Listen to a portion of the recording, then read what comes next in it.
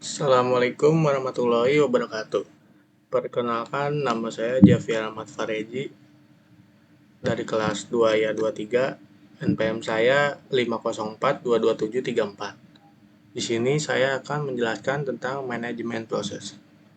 Manajemen proses adalah aspek penting dalam sistem operasi yang bertanggung jawab atas penciptaan, penjadwalan, dan eksekusi proses. Proses adalah program yang sedang dieksekusi dalam sistem operasi.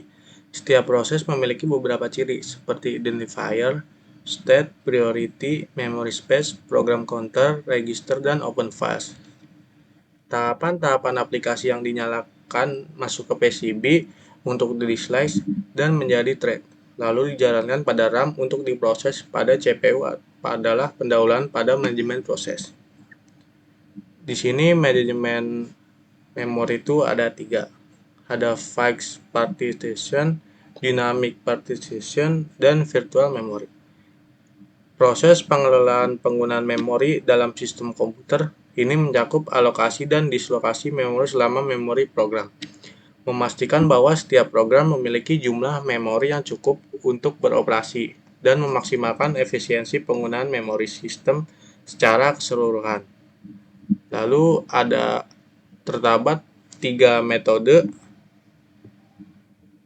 Yang pertama ada best fit, first fit, dan worst fit. Best fit itu adalah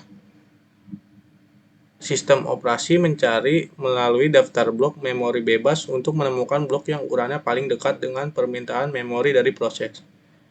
Jadi dia itu antrian sesuai dengan angka RAM yang masuk. Lalu ada first fit. Dalam first fit itu sistem informasi mencari melalui daftar blok memori yang kosong, mulai dari awal daftar sampai menemukan blok yang cukup besar untuk mengakomodasikan permintaan memori dari proses. Setelah blok yang cocok ditemukan, sistem operasi membagi blok menjadi 2 bagian.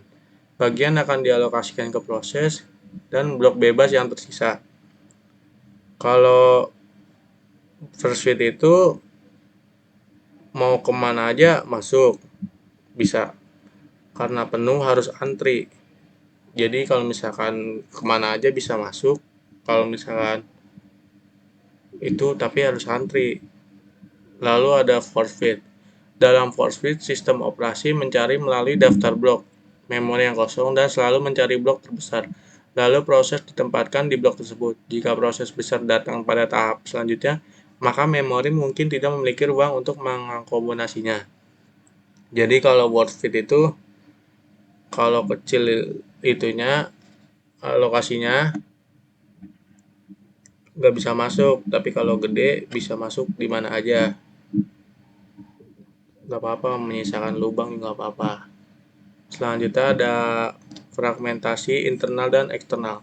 Fragmentasi internal dan eksternal adalah dua jenis masalah manajemen memori yang dapat mempengaruhi kinerja dan efisiensi sistem operasi. Fragmentasi internal terjadi ketika memori yang dialokasikan untuk suatu proses atau data tidak sepenuhnya digunakan oleh proses atau data tersebut. Akibatnya, ruang memori yang tersisa di dalam blok yang dialokasikan menjadi terbuang dan tidak dapat dimanfaatkan oleh proses lain. Selanjutnya ada fragmentasi eksternal.